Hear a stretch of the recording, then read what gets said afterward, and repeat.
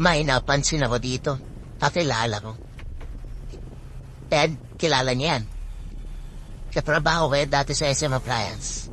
Tropang Pits. Nagkagulatan pa kami. Kumusta, Pits? Ay, pagod na tayo ah. Nakakantok eh. Traffic. Oo, nakakantok. Maganda ng katawan ko. Kahit sa service road.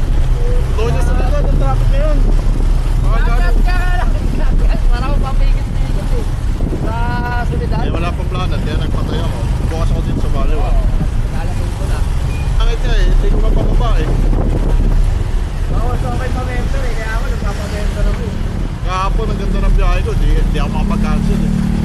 Eh ngayon, ang pangit, tsaka ako nagka-cancel.